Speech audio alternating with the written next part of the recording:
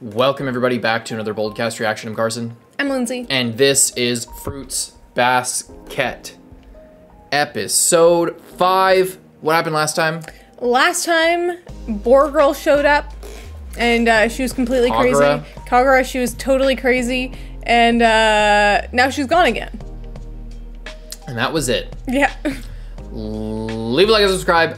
Leave a comment. Please and thank you. Support this series and support us by going to patreon.com/boldcast and support our cats by checking out the month ahead worth of reactions on this show for uncut reactions and a bunch of other perks, a bunch of other stuff. Check that out. Link in the description, patreon.com/boldcast. Hope you enjoy. Most of all, let's go. I agree.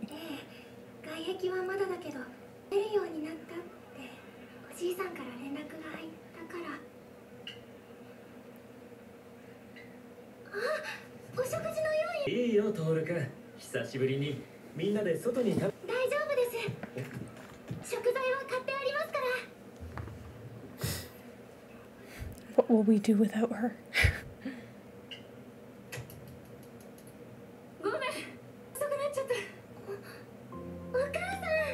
Oh.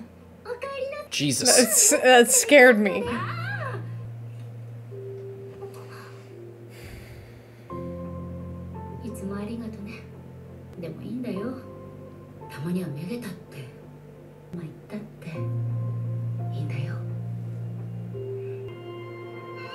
Is that real or is that what she imagined would have happened if her mom didn't die? I think that was real. I think that was when she was a kid.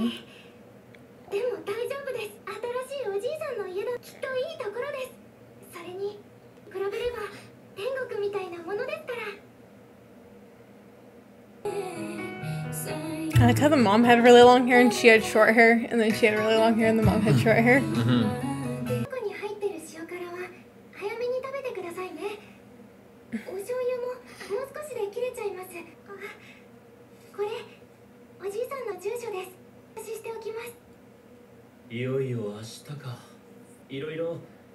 Everyone's just so depressed.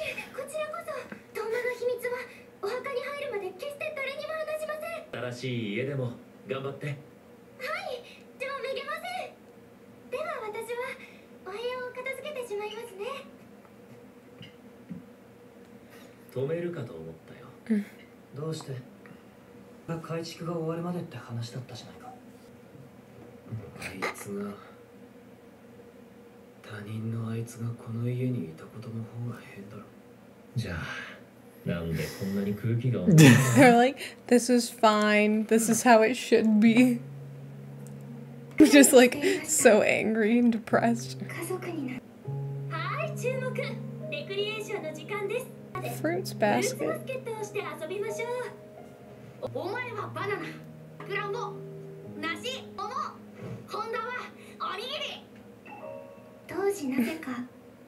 This mean?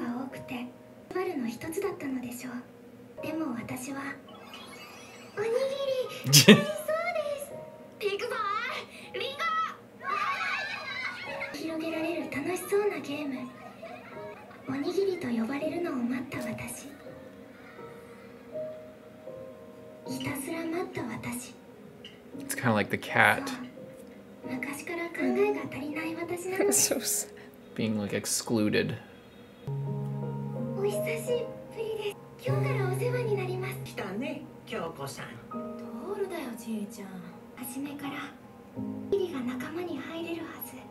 And feeling excluded like in her own family.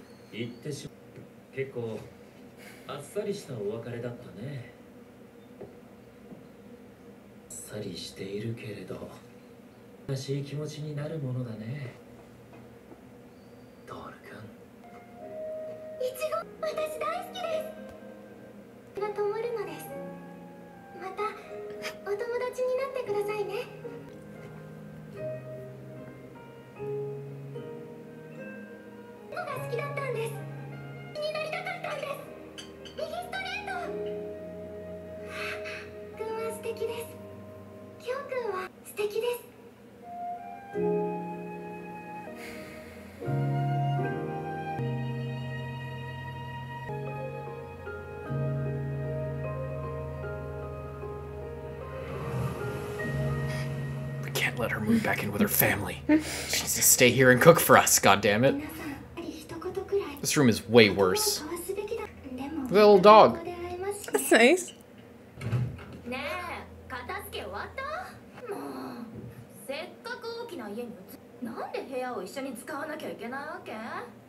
Well, fuck this. You're not gonna share a room. She gonna have to pay rent? Oh. How did you hear about that? What? Why?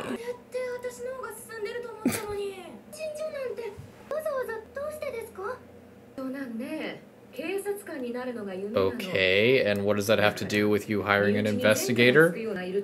Huh?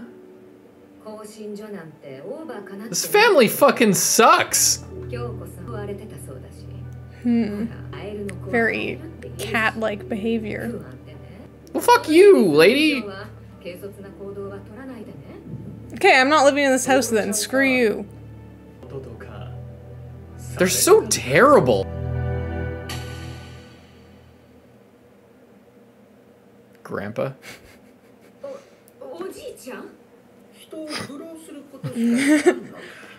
Yeah.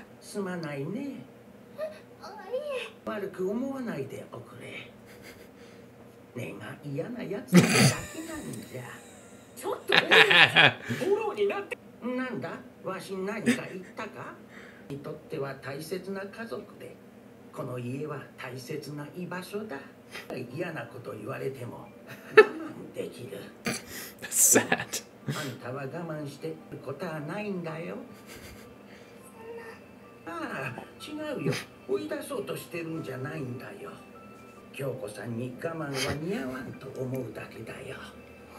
That's nice. That's not what... Yeah. Katsuya.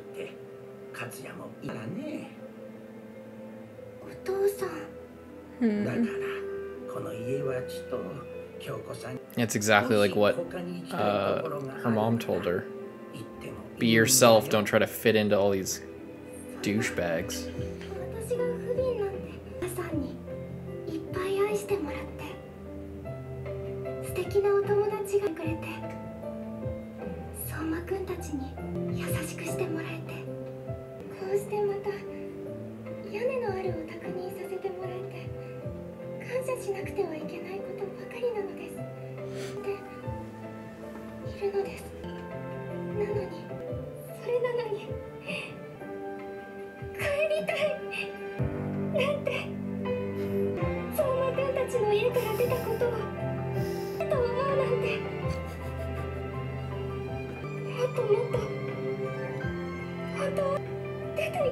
Yeah.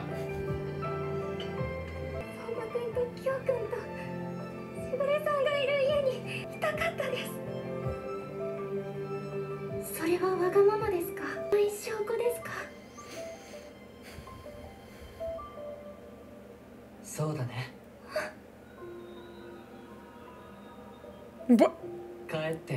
What? Where did you come from?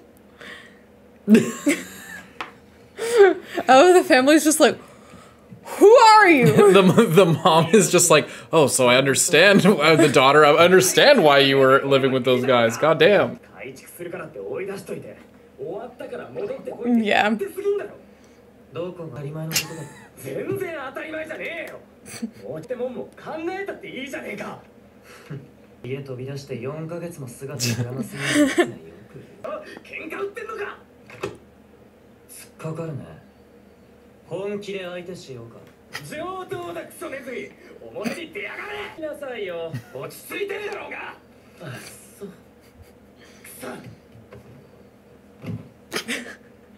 Flops over like a cat. Yeah.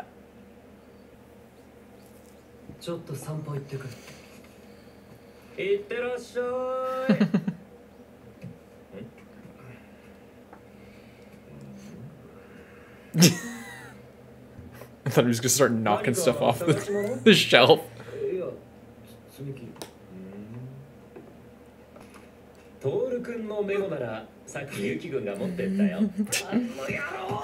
He's gonna go out and do the same thing with their address. Mm-hmm.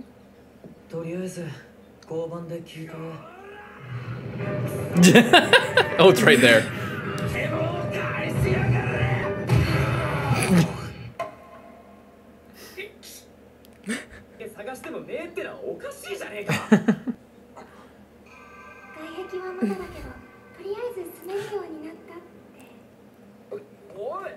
It's right there.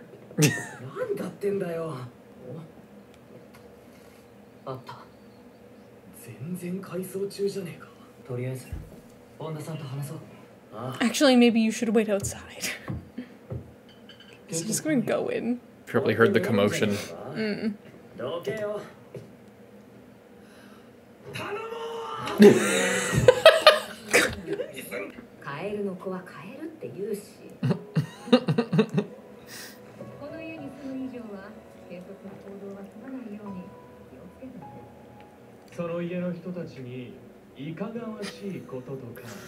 What this mother? Yeah. Oh, they're about to like burst in right then. W, old man. W.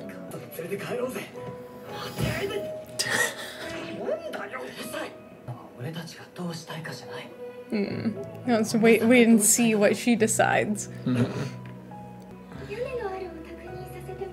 I wonder if we went back to the shot of the If we sister see. or the cousin.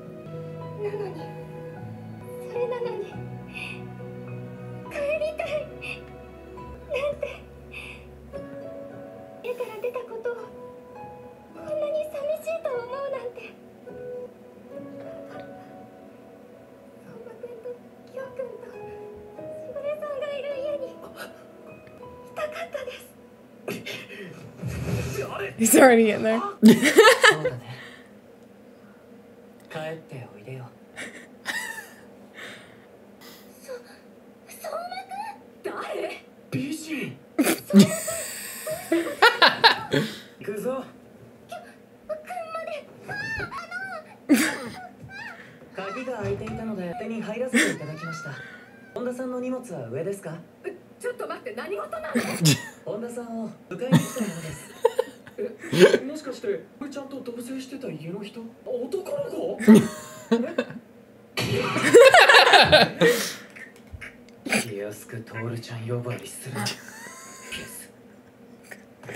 I thought like the guy was gonna like Yeah, a little smile creeps in.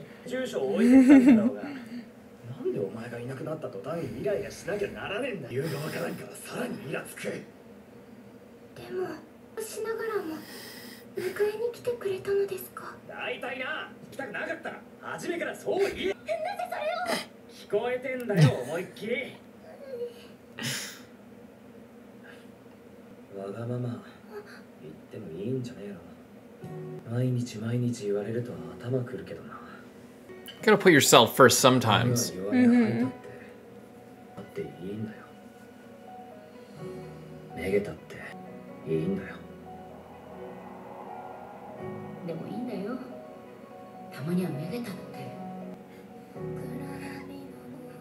Oh, this is a different song.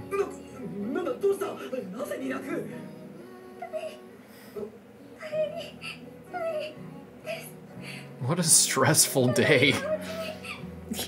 My God.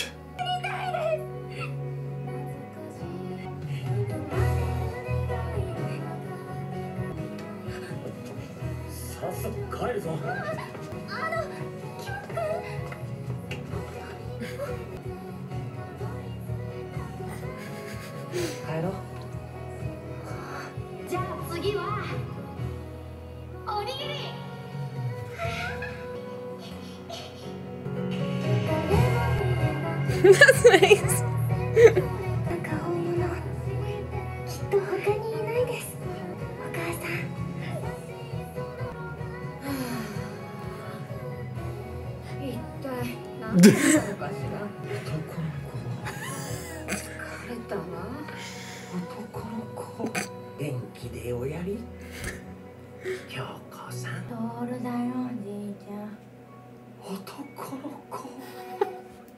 That was so nice. That was nice.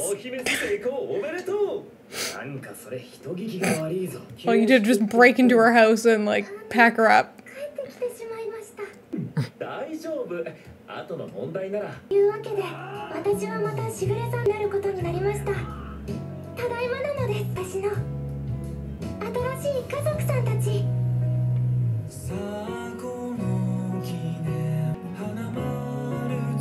That was such a good That was really episode. nice. I loved that episode.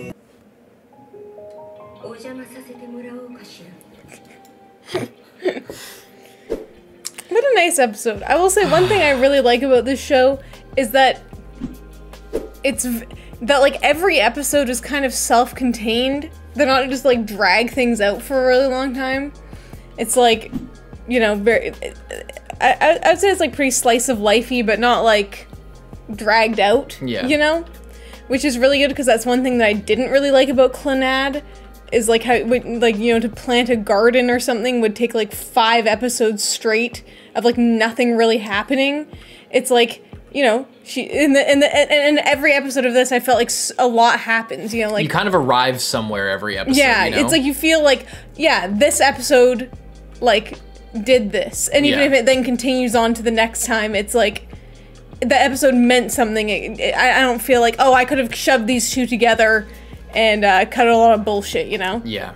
Yeah, I love this episode. I feel the same way, and I feel like this one for me was like the main hook for me. Like this is the one where I feel a lot more invested, and I feel a lot more like they're, you know, like the characters actually have a relationship that's not meant, because like functionally a lot of relationships in a thing like this, in any kind of romance story, it's meant for you to, like, everything is based around, it's like in shonen, everything is kind of based around making you think, like giving you the feeling of, wow, that was so badass. Like that, you know, everything is about, when they're writing the story, it's every reveal, everything is like, whoa, I didn't expect that. That's so cool. And in romance or in shoujo, from what I understand, it's like everything is written around, especially when the focus is about these, you know, cute boys being around all over the place. The whole focus is around giving you that feeling of like butterflies, and like that's like the feeling that they want to instill in you, and like however many times we can like reinforce that feeling, and everything else is just kind of like there to facilitate that feeling being in the audience, and sometimes it feels like, when I think of like Noblesse as a similar thing, where like it's all of it is, I know that was Korean too, so it's not a super great example, but you know, it's look at these cute boys, aren't they so, you know, hot, which one's your type, that type of thing. Like it can sort of become more about that than it is about the characters. But now, because this episode was about characters making decisions and like, you know, having to not just react to Tooru being like the light in their life, but to do something about it and actually sort of try and resolve a conflict and like come to terms with their feelings and work together. And, you know, as small of an action as it was in the grander scheme of things, like for them to actually take action and do something and go out of their way and resolve, and, you know, put aside their differences and all that, make a decision for the good of all of them. And it didn't feel like it was baiting for like, oh, you know, the love triangle or like a romantic tension between them, like, and it just it wasn't made to just make me think, oh my god, they're so perfect together. Oh no, which one's she gonna choose? Yeah, all of that, oh, that look, whole these thing. These are the two options. It was like, what I liked about it is that previously she has been helping them to, like, you know, kind of come out of their shell and kind of be their own thing. And she is very accepting of everyone, but she has struggled with being accepted by other people. Even though she's very open, other people aren't open to her in the same way. So this is like them welcoming her into the family, and not just in a romantic way, in just like, this is a place that you can belong. Yeah, you belong here with us, regardless of any, you know, romance one way or the other. It's just like, this is where she's happy, and they're happy to have her, you know? It's just the place where she fits in, unlike with her own family, which is clearly shitty and just kind of like trash people. Yeah. I feel way more attached to them each individually as characters, and their relationship feels more believable. It's not just, and aside from the, like, you know, each scene being a vehicle to deliver that feeling of butterflies, it's also each scene or each interaction between them previously, or in not just in this show but in other shows, it's each scene being an opportunity for just, oh, you know, Kyou tries to attack Yuki and then Yuki kicks his ass, or you know, something like that. Like these conventions of their relationship. This episode wasn't based on just those things, you know. It used their dynamics that had been established and all of those running gags, and it went past those and actually did something else, and made the characters act in service of their own goals, and you know, come to terms and grow with each other and for each other. And it was good. And it made me like, just something about after when they got her back and they were walking down the road together, I forget when that was, over here.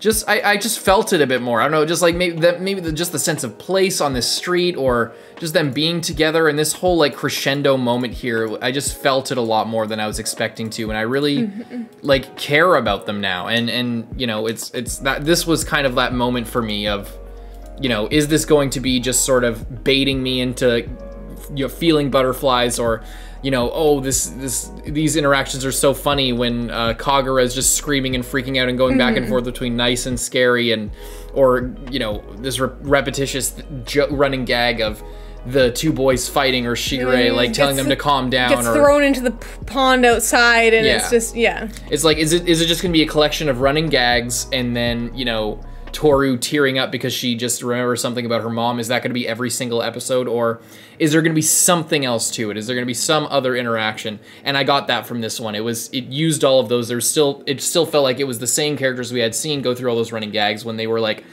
punching each other, looking through the window and stuff like that. It didn't feel like, oh, all of that was like, you know, all the jokey slice of life comedy, and then now we have two random characters, you know, in this conflict, or like watching this. And it was like, all of that was setting up, and those dynamics played into how they acted and reacted and spoke to each other, and how, you know, how everything played out. It felt very congruent, and it felt very real and rooted in the world and the story. And the characters didn't switch from, like I was talking about, maybe in the first or second episode, of like, here's the joke, here's like the start of the scene, and then here's the jokey slice of life part where they like fight, or they do something, or oh haha, this is so funny, and then we get back to the serious emotional thing, and it's like you could have deleted that whole thing, right? It feels like it went through all of those things seamlessly, and that slice of life jokey part was like influencing how they act when they're being serious. How he's just like, no, it's not about us. Like, just wait. Let's see how and then she he's feels. like going, and then he throws him onto the ground, and it's not just. It wasn't like, oh, we're having this serious moment where they're watching this really serious thing go on inside, and then, okay, now we're gonna punch each other into the ground. It was like, the reason that he got punched into the ground was because he's really hot-headed and quick to act, and then Yuki isn't quick to act, so he has no choice but to physically restrain him. And then they continue watching, and then they go in. And how Kyou goes in there and like gets her out of there, and then Yuki, because he's a little bit more calm and collected, goes upstairs and collects her stuff and like smooth things over with the family and leaves. You know, like, they just are able to execute that situation perfectly as a team. And in a way that's congruent with what's been set up. It's like, that's something I hate so much in anything, in whether it's shonen or whatever, where like, you know, it's a really weird parallel to draw, but I talked about it in Jujutsu Kaisen recently, where like, and it was also in Hunter x Hunter, with the Netero fight. Yes. Like, you know, when we see action, like, so, to relate it to shonen, it's like when we see action on screen and there's like high paced sakuga, and there's like big animation, like people are flipping around and like throwing kung fu kicks at each other and stuff.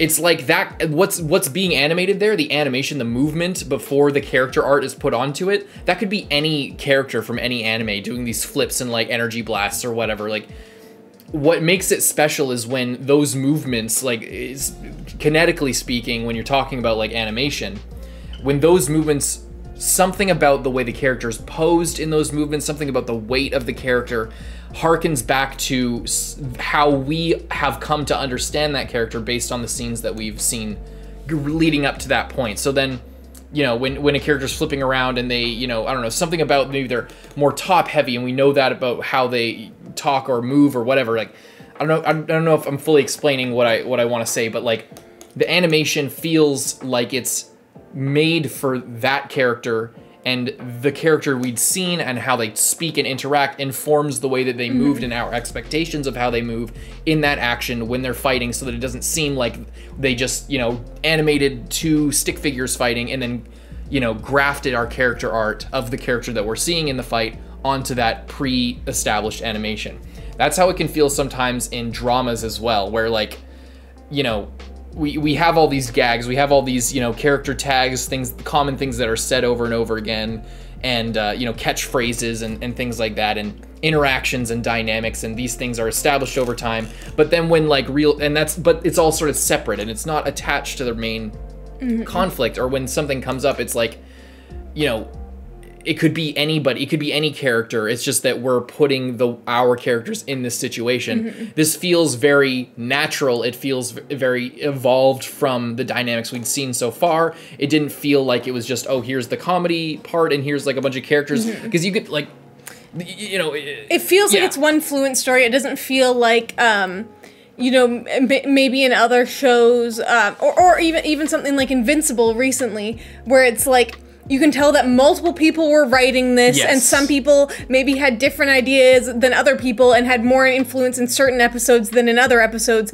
and it can leave the characters feeling a little bit disjointed, or like, why did that person act in that way? That doesn't really seem with the character development that they just had. Now they're like kind of reverted back to how they used to be, but without, it doesn't do anything for the story, you know? Yeah. And I also think, like, just the way that it is reminds me very much of, like, the dad in Clannad. I can't remember what his name was. Aki? Is that what his name was? The dad in Clannad, yeah. Yeah, Nagisa's dad. Is that what his name was? I'm pretty sure. Akio. Akio. Yeah, Akio. Yeah, he, like, I don't know, just the way that character was able to be completely ridiculous, but also very serious when it called for, but it didn't feel like there was a disconnect. Yeah. It also reminds me of something like Charlotte or Angel Beats, where you can have, like, ridiculous, bombastic, you know, guy getting blasted into the ceiling out of his chair, and it's so funny, but then it you know, it doesn't feel necessarily separate from the rest of the story. Everything is very fluid. Everything is, you know, like it all kind of works together. There's a root of personality that, like, doesn't leave, you know? Yeah, whether the person is in a serious scene or in a funny scene, they still feel like the same person, and there is, like, something there that makes them who they are. Like how a real person can, you know, have multiple sides to them, but still they're the same person. Yeah, and the big thing is, like, you know, sometimes sometimes it is conflicting, like in cases in Invincible, where there's things that, like, you know, when this writer gets a hold of it, or when this person gets a hold of this, it's like they wouldn't act that way, but it's also like people can act. It's not like, yeah, I mean, I guess they would act. There's nothing wrong. Like, it can be not conflicting and and feel kind of disjointed. It can be, I guess it's all to say, like, it's I guess the reason why we're spending so much time on this is because it's such a simple thing to say they acted in character, or they acted believably, or it felt natural. But I think it's worth it's worth pointing out that, like, sometimes it's not about not breaking character. It's about, like, feeding into it and using it and using the character, and, you know, making the previous episodes matter, because that's a lot of thing in 2000s anime and manga and in 90s stuff. It could feel that a lot of ways in a lot of shows that were like this. I mean, I know this was remade in 2019, but a lot of shows followed a similar format to this back in the day, where it's like, you got a first 1 or 2 episodes, and then you got a last, like, 3 episodes. And everything in between is, like, you know, characters can act a certain way, and it can contribute to the end, but if it doesn't, then, you know, it doesn't matter. It all kind of works itself out. So, like, and it makes a lot of the episodes in the middle feel like they don't really matter. Like, you could skip most of them if there's a little tidbit of information, then it doesn't really matter. It's all to help you get attached to the characters, so that when the big thing happens at the end, then you feel more attached to it. But it's such a simple thing to say, like I said, that they acted in character, that they were informed by how we've been taught to understand them. But it's something that is so easy to get wrong, and it's such a small needle to move. Like, it can be so simple. Like, yeah, you don't even have to do anything to conflict with it, but if you just sort of, like, I guess it's just, it's easy to forget, I think, for a lot of viewers that like these are all just drawings on a screen, and there's so much production that goes into making things feel believable, and there's so many moving parts that can make something feel kind of limp or not as impactful. And it's such a small pivot to make the characters feel like they're acting in character, and not just in character, but like there's something beyond the lines on the screen. There's something beyond the color. There's something beyond, you know, if you take away the voice acting, if you take away the color on the screen, if you take away even the way that the characters are specifically designed, if they looked completely differently, like there's still a core there, that's that soul. It's like there's something beneath it that is driving it, and I can feel it in this, and I can tell it's there, and that's a big praise, honestly, because like so many times it's just not there, and it could be any character design, any voice actor could have picked this role, any, you know, whatever. It's all of that is immaterial. What matters is what is beneath, and how all of these things connect, and that like core thing, I think is like one of the most, is probably the most important thing in like a story, is that core soul that drives everything and kind of makes everything sort of fit together. And if you don't have it, that's where things can feel formulaic, because you're operating off of convention, you're operating based on purely on archetype, and the characters don't feel like they care about each other. You're just like, you know, that feeling of butterflies is all that the story exists to create. I think that's why stuff like Angel Beats and Charlotte kind of works, is because, like, when you look at the actual story, like, it's not that great. Like, there's, like, plot holes all over the place. Yeah. There's, like, ridiculous, absolute fucking nonsense. But, and as people, like, we watch stuff and we're very critical a lot of the time, but we love those shows because it feels like there's a soul to them. It feels like there is, like, it just feels like they matter, and that the person creating the story cared about it enough to like breathe life into it, so that even if there, you know, suddenly there's a gun factory in underground at this school, and we have to go down there, and there's like traps all over the place, and it's so silly nonsense, but it feels good to watch it. It doesn't feel like, why am I watching this? Why should I even care about these people? This is stupid. This is nonsense, you know? Yeah, but then, whereas then you can watch something like Boruto, where it's the same characters that are in Naruto, but they aren't. Yeah, they just aren't. They aren't. It's like, you know, and some people watch Boruto and be like, oh, well, they are the same characters. Why don't you guys like it? Naruto's the same. Like, all of... It's like the voice actor's the same, his hair color's the same, he has similar clothes. He has a new design, but he's the same guy. It's like, but there's I can feel that there isn't the care put into him, and everything that happened before barely even seems to matter. He doesn't seem like he's acting in any other way other than he just seems like someone wrote to like make money and flesh out the story. Yeah, it's like you took the cliff notes of like the two or three really big moments in his life and used those as the basis for your entire interpretation of the character, because you're a new writer who's coming in and picking up where somebody left off. And that's why, like, you know, when the original author comes in and they have something to say and they use their characters to say it, it feels so impactful.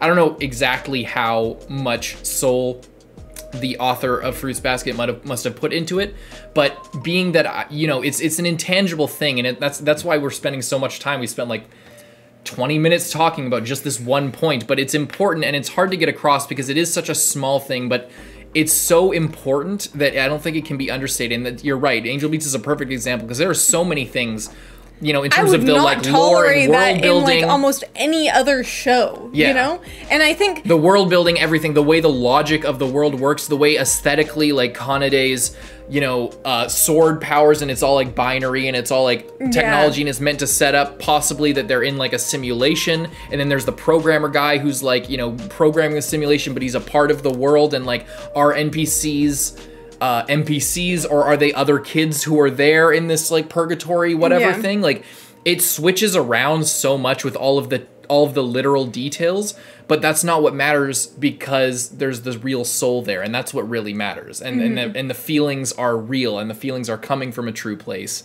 And Jun Maeda is just a genius, and that it's just that little spark is, you cannot fake it at all. So many people have tried. That's why I hate Dragon Ball now. That's why we hate Boruto. That's why so many things that like had that spark, it just goes out, and you can tell when it goes out. In this, judging by just this, at this early juncture in the series, we got so many episodes to go. You know, it's easy to see that spark is there, and it's beneath these characters, and there's something more going on. And based on the way that like the final season of this is so praised, and like how just early on it's like executed very well.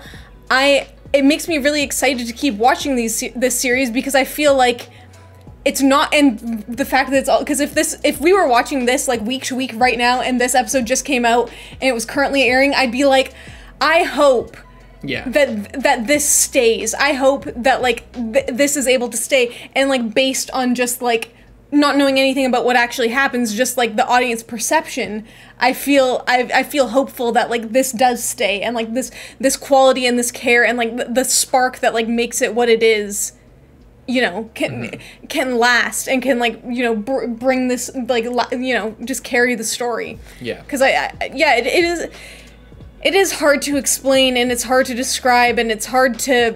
There are simple ways to explain it, but I feel like it's like, oh, that feel like I felt they felt real, you know, like what does that mean? Yeah, what do you mean by kind of like that? I feel like Ghibli movies kind of have that as well. That's of like that's a where it's example. just like it's random. It's random, like stuff's going on all over the place. You know, things can change at like the turn of a dime. A way a character acts can get completely reversed in 1 second, but it still like has that kind of magic to it that makes you believe it, that makes you okay with going along with some silliness sometimes. You know, not, this show hasn't really had any like anything that I'm like, oh, whatever, but I'll allow it, you know, kind of thing. But it is, I don't know, because even in other shows, it's like,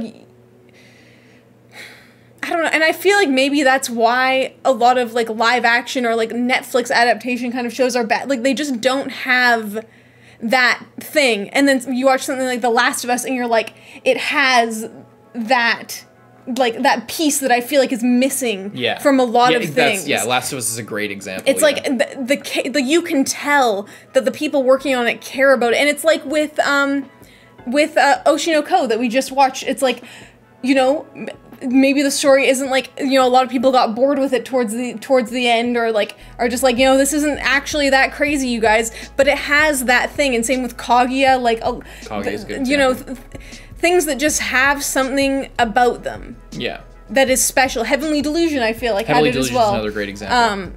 And that's why it feels so refreshing. It feels like you're watching something for the first time. It feels like even if you've seen this kind of thing before, it's like, this is what makes this good. Like, this could easily be another show about, you know, nice girl, there's two boys and they're opposites, and she's living with them, and it's one or the other, and you like, it's not that crazy of a plot line here. But it's interesting because there's just something more to it. There is that intangible little spark of life that is in it, and you can tell, even if, like, you know, there is a lot, and that's the thing, like, that's why I think Demon Slayer resonates with a lot of people, is there is that little spark in it. It's just at certain points it feels like it's written by the numbers, you know what I mean? Like, but there are points in there that like capture that. Yeah, that clearly have like that the author's soul put into it, and you can feel that it was coming from a real place. Yeah, and that, I think that's the moment that those are the moments that people remember. And obviously, if you're not bored by, you know, the formulaic nature of Demon Slayer, then you don't have a problem with the rest of it that doesn't have that same kind of spark to it. And I think that's also why recently, like when we rewatched Jujutsu, we were able to pick up on those appreciate it, things, because the first time, and I think also because we watched it so early and we hadn't like watched enough shows maybe to be able to accurately like appreciate what was good about it, and then now on the rewatch it's like, and that's the same with Angel Beats. It's like if we watch Angel Beats right now, we'd be like blown, like, you know, like when we watch Angel Beats, we were like, wow, this is so good. I don't know why it's good, but it's good. And then after, over time, and you then think now about it's it like more you look back on it and you're like, that's why it's good, you know? Yeah. It's just being able, even though you can tell from the first episode, it's like ridiculous and insane, and it has, and that life is there. Yeah, and it's hard to explain, because even though now it's like, oh, now I can put my finger on it, whatever it is. Yeah. Now I can put my finger on this thing that doesn't really exist, and I'm just interpreting it that way. But I think we went on a similar tangent with Jujutsu, the discussion. Mm-hmm. I'm pretty sure it was in the Jujutsu discussion where it's like, yeah, you can tell that that's there, and and we've been thinking about it more, and I think it was me, but one of us said like, that's what we look for. That's what we try to see. That's what beneath all the shit. It's like so many people come to our channel and they're like, why are you criticizing this? Like, why don't you see, like, they think that we don't see what they see. It's just that we see what they see. We just don't value it the same. What we value isn't the surface level, not to say that everything, you know, everybody else sees surface level shit and we're the ones who look deeper. We're amazing. It's just that we're looking at it from a different perspective, and we see things, I think, that a lot of people don't see, because it's just a numbers game. Like, you know, millions of people watch these shows, so not everybody's gonna see it the same way. There are a lot of times where we miss it and we might not have enjoyed that like deeper level the same way that other people have. I know there's cases like that where we missed that spark of life where other people found it in a series. So it's not like we're perfect, obviously. It's not what I'm saying. But like, that's what we look for. That's what we want to see. You know, all of the other things, it's explaining. Like when we go on crazy rants explaining, and we do this a lot. If you're just here for Fruits Basket, this is something that we do a lot, where we go on rants, like kind of picking things apart. But it's not that we're like finding all the flaws in something just because sometimes we're just being negative. Yeah. But like sometimes we are, you know, like I said, we're not perfect, but like a lot of times when we go on these tirades where we like, we're watching something that we aren't fully invested in, and we're like, this character acted this way, I wish they didn't say this, that just kind of weirded me out. Like, what we're trying to do is like, reverse engineer the reasons why that life, that like spark of life that might be hidden deep within was difficult to access, or why, you know, why we think it's not there based on, you know, if the show's doing all of these different things, you know, it's displaying their characters a certain way. It's the animation is clearly not drafted to display character visually, you know, like all of these things that we constantly talk about. We're not just like, oh, I didn't like it, and here's a bunch of reasons why, or a bunch of reasons why it's bad. It's like, we're not liking it and trying to figure out why we're because not obviously some people like this. Why aren't we liking it? Here's a million reasons why. What is it like missing? What are we? What could make it better? What are we looking for? What do other things have that this doesn't have? It's like, you know, something like Ranking of Kings or like Promised Neverland. It's like, how could something that started off so strong, it had that life, it had that spark, it had that life. I was so invested, and then what exactly happened that I just didn't care that much by the end, you know? Like, how does something capture you and then lose you? Yeah. You know, like it's like it's trying to figure out the small details of that like I feel like it's worth discussing, because it gets us closer to like this thing that we're and here's about. The thing is, we can see that 5 episodes in with this show, right? So I think the reason why you care about all these things is a lot of people enjoy things without thinking about them. So like, why think about them? Because like, you can just watch stuff and enjoy it. The reason you do is because this show is 70 episodes long, or 63 or something like that, 62. The reason you think about it is because if this show didn't have that life, we would have to watch 6 hours of shit to get to the point where we got to the end, and then realized we just wasted our time. Instead, if you can see these things and you can appreciate these things and you can understand that spark is there, like it is, like we believe it is in the show by this point, you can see that this is going somewhere. You can see that there's a reason why it's that long. There's a reason why you know, this last season is so highly regarded and why the show is so highly regarded and why it was remade 18 years later. You know, it's going in a direction and it has that thing. So if you can realize that earlier on in the story, then I don't have a problem investing myself into it and actually being impacted by it. Yeah. You know, rather than just being jaded and saying, oh, this is shit. Or, you know, letting it all fly past me and not fully understanding why it's good. What I also like about this is that, like, because we've been comparing it to Clannad so much, it's like I feel like